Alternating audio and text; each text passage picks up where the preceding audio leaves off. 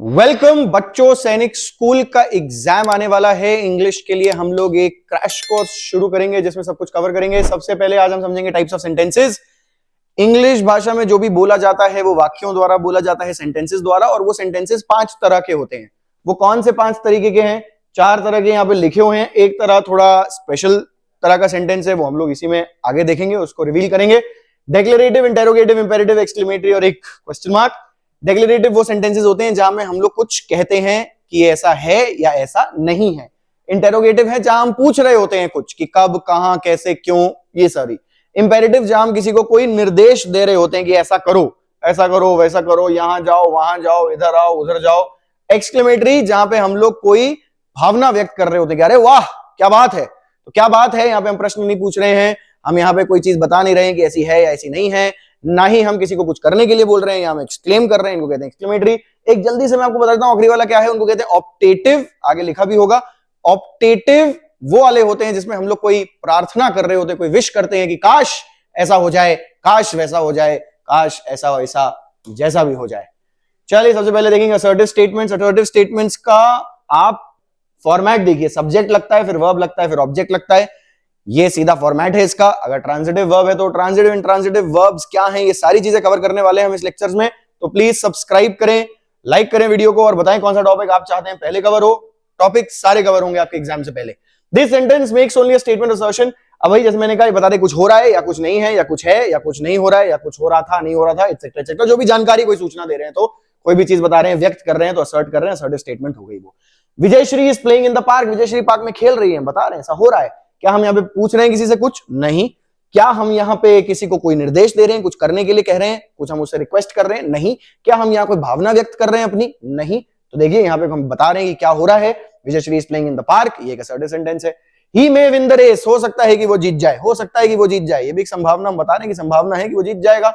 I have no more work, मेरे पास और कोई काम नहीं। Shailendra is not going to the garden these days, Shailendra आजकल गार्डन नहीं जा रहा। They never bring anything with them, और वो अपने साथ कभी कुछ नहीं लाते। सारी चीजें हम बता रहे हैं, व्यक्त कर रहे हैं, हम किसी सूचना को दे रहे हैं, किसी सच को बता रहे हैं, इसलिए इनको असर्टिव या व्यक्त करने वाले स्टेटमेंट्स कहे जाते हैं, स्टेटमेंट्स कहे। इंटेरोगेटिव सेंटेंस अगला हो गया क्वेश्चंस के लिए। अब इसमें देखिए स्ट्रक्चर क्या है, पहले हेल्पिंग वर्ब आ जाएगा। जो भी हेल्पिंग वर्ब है, हेल्पिंग वर्ब, मेन वर्ब, ये सारी चीजें हम लोग वर्ब्स में और ज्यादा समझेंगे। अभी आप ये समझ लीजिए कि हेल्पिंग वर्ब जो है सब्जेक्ट के पहले आ जाता है। इंटेरोगेटिव में मेन बात जो है समझने वाली, मेन बात जो है समझने वाली, वो ये है कि हेल्पिंग वर्ब जो है वो सब्जेक्ट के पहले आता है।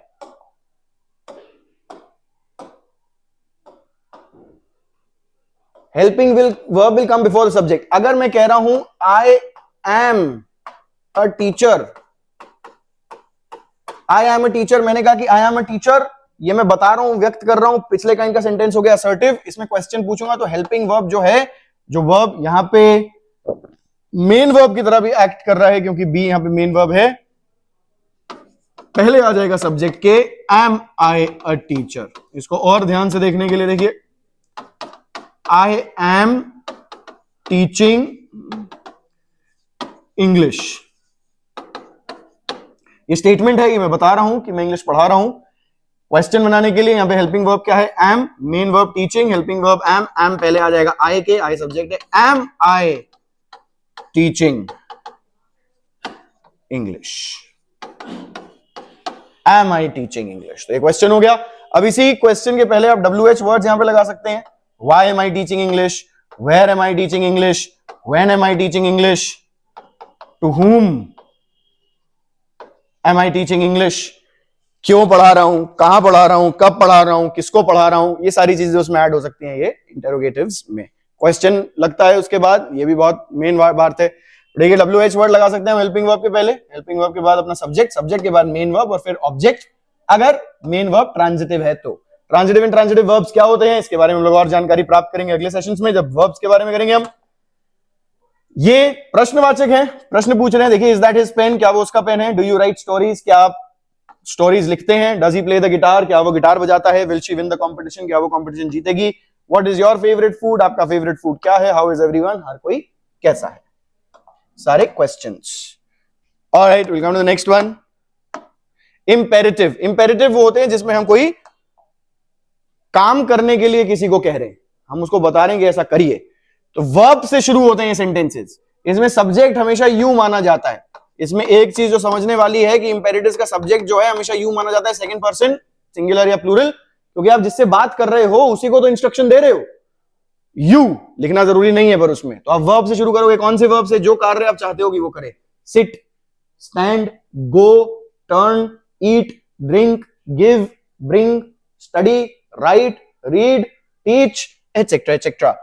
उसके बाद अच्छा, वर्ब का फर्स्ट फॉर्म, या आप साथ में do not, always, never, please plus verb का फर्स्ट फॉर्म लगा सकते हो। ये कहने के लिए कोई एडवर्ब है। वर्ब को केवल और केवल मॉडिफाई करने के लिए सिर्फ डू नॉट, ना करना है ऐसा, ऑलवेज हमेशा करना है ऐसा, नेवर कभी ना करना है ऐसा, प्लीज यहां पे कृपया करना है ऐसा।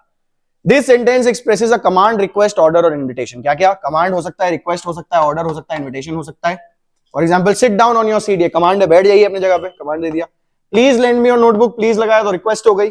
Do not spill the milk, advice है ये भाई ना गिराएं मिल्क, दूध को। Do not walk on the grass, prohibition, मना कर रहे हैं कि ग्रास पे ना चले, घास पे ना चले, प्रोहिबिशन मतलब मना करना। अटेंशन, अटेंशन करने के लिए कह रहे हैं, अटेंशन पे वो खड़े होने के लिए कह रहे हैं, सावधान, एक ऑर्डर हो गया। तो देखिए ज्यादातर ये शुरू हुए हैं सिट डाउन, ये सिट वर्ब है, lend verb, spill verb, walk verb, attention, stand at attention. यहां पे अटेंशन का पूरा लिखा नहीं है पर इसका मतलब क्या है? Stand at attention. तो अटेंशन अपने आप में पूर्ण नहीं है, यहाँ पे अंडरस्टूड है कि हम बोल रहे हैं स्टैंड एट अटेंशन। तो स्टैंड यहाँ पे वर्ब है जो छुपा हुआ है, you stand at attention, you भी यहाँ पे छुपा हुआ है, बहुत छुपा रुस्तम है ये, छुपे छुपे शब्द हैं इसमें। ऑलराइट, अगला देखिए, एक्सक्लेमेटरी। यहां हम कुछ व्यक्त कर रहे हैं भाई, कोई भावना व्यक्त कर रहे हैं अपनी, बहुत जॉय, बहुत खुशी, बहुत ज्यादा दुख, एकदम सरप्राइज, वंडर, हम बिल्कुल आश्चर्यचकित हो गए, वो एक्सप्रेस कर रहे हैं। और usually begins with an interjection. Interjection क्या होता है? पार्ट ऑफ स्पीच में हम लोग समझेंगे इंटरजेक्शंस क्या होते हैं।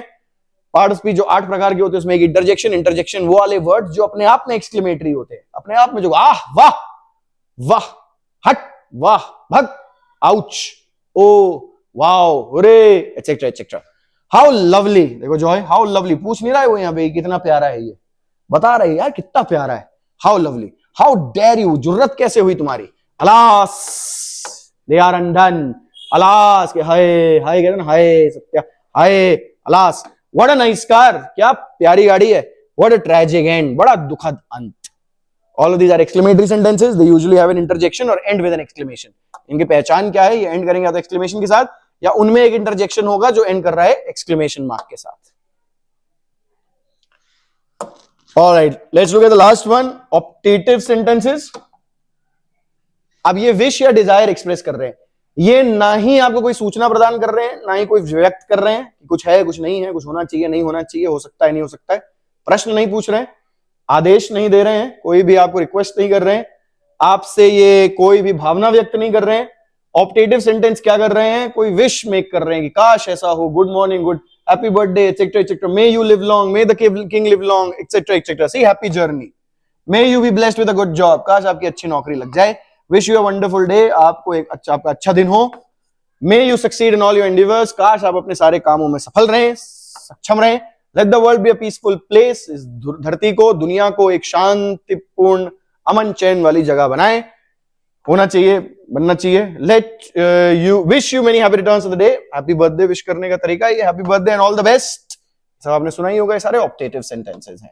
अब क्वेश्चन कैसा आएगा एग्जाम में? एग्जाम में क्वेश्चन आएगा, आपको सेंटेंस दिया होगा और बताना होगा कि भाई इनमें से ये सेंटेंस किस प्रकार का है, कौन कौन से प्रकार का हो सकता है।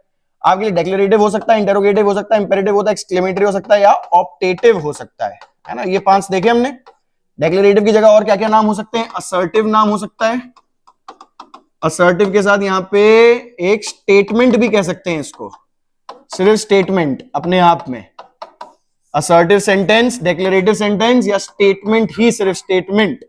इंटेरोगेटिव को क्वेश्चन भी बोल सकते हैं, इंपेरेटिव को इंस्ट्रक्शन बोल सकते हैं, रिक्वेस्ट बोल सकते हैं, एंट्रीटी बोल सकते हैं, एक्सक्लेमेटरी को भी ऐसी कुछ इंटरजेक्शन वर्ड यूज कर सकते हैं, पर वो पार्ट ऑफ स्पीच के लिए यूज होगा जब पार्ट ऑफ स्पीच अंडरलाइंड होगी और आपसे पूछा होगा कि ये कौन सी पार्ट ऑफ स्पीच है, उसको भी करेंगे हम लोग आगे।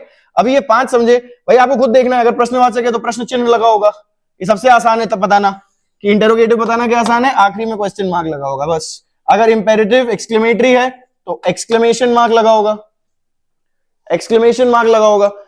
एक्सक्लेमेशन मार्क लगा होगा या उसके अंदर एक वर्ड होगा उस शब्द उस सेंटेंस के अंदर जिसमें एक्सक्लेमेशन मार्क लगा होगा, जो अलास देखा था हमने इससे पहले। इंस्ट्रक्शन दे रहा होगा तो कैसा दिखेगा? इंस्ट्रक्शन दे रहा होगा तो सब्जेक्ट नहीं दिखेगा आपको, क्योंकि सब्जेक्ट क्या माना जाता है? यू। और किससे शुरू होगा? वर्ब के फर्स्ट फॉर्म से शुरू होगा, या भाई please, do not, always, never किसी एडवर्ब से शुरू होगा, सब्जेक्ट नहीं होगा। अच्छा, अब सब्जेक्ट है और प्रश्न भी नहीं है, सब्जेक्ट भी है, प्रश्न भी नहीं है, एक्सक्लेमेटरी भी नहीं है, इसका मतलब क्या है? असर्टिव है, डेक्लरेटिव है। डेक्लरेटिव हो गया जब इनमें से कोई भी नहीं है। और अगर कोई विश है, एक्सप्रेसिंग अ विश, कि कुछ हो जाए ऐसा आप मांग रहे कि काश ऐसा हो जाए, अगर ये कहा जा रहा है कि I want something to happen, कि मैं चाहता हूं कुछ हो, वहां पे आई सब्जेक्ट है, वो एक डेक्लरेटिव है। डायरेक्टली मांगना कि काश ऐसा हो जाए, मे दिस हैपन, वो ऑप्टेटिव सेंटेंसेस है। चलिए will practice a bit here, पढ़े इसको अब। I hope your future is filled with exciting opportunities. देखिए कौन बता पाता है ये कौन सा सेंटेंस है? मैं बताऊंगा इन 5 4 3 2 1। अगर आपने लिखा डेक्लेरेटिव तो आप बिल्कुल सही हैं।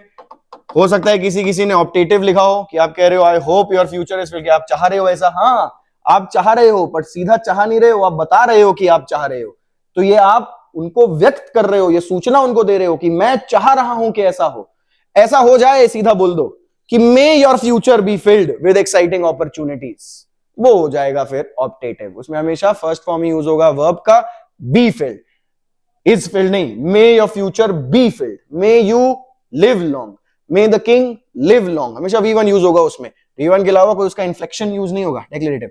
Have you considered studying abroad for college? देखिए ध्यान से इसको बताइए, 5 4 3 2 और 1 में अगर आपने बोला इंटेरोगेटिव तो आप बिल्कुल सही हैं। यहां पे बहुत आसान है देखना, ये क्वेश्चन मार्क से एंड हो रहा है तो ये इंटेरोगेटिव है। The earth revolves around the sun, देखिए कौन बता पाता है इसको? In 5 4 3 2 and 1। This again is a declarative statement, ये बता रहा है कुछ कि ऐसा होता है। The earth revolves around the sun, धरती सूर्य के इर्द गिर्द घूमती है। May your dreams and aspirations come true, काश आपके सपने और आपकी महत्वाकांक्षाएं आकांक्षाएं सच हो जाएं। आहा, काश आपकी सपने और महत्वाकांक्षाएं आकांक्षाएं सच हो जाएं। देखें कौन बता पाएगा इसको? इन 5 4 3 2 1। अगर आपने बोला ऑप्टेटिव तो बिल्कुल सही है आप। यहां पे आप सीधा एक विश कर रहे हैं, मे your dreams. What a fantastic performance by the local theatre group. इसको भी ध्यान से देखेंगे, अगर ध्यान से वीडियो देख पाने वाले व्यक्ति का ये आंसर सही ही होगा। क्या हो सकता है बताइए? इन 5 4 3 2 1। Exclamatory, that is what it is. It is exclamatory. Please pass me the salt from the kitchen counter. Please pass me the salt from the kitchen counter. कौन बता पाएगा? इन 3 2 1। imperative statement। ऐसे ही और प्रैक्टिस के लिए आप हमारे साथ जुड़े, हमारे कमेंट सेक्शन में अपना ईमेल एड्रेस डाल सकते हैं, आप हमारे ऑनलाइन कोर्स में रजिस्टर कर सकते हैं, यहां पे आके इंदौर में हमारे फिजिकल ब्रांच में हमारे साथ आ सकते हैं। बने रहिए हमारे साथ, आगे और चैप्टर्स हम इसी तरह कवर करेंगे आपके एग्जामिनेशन के लिए। I am Anmol, your guide through on this journey through the English language in association with my tutorial. Thank you so much. I shall see you in the next one.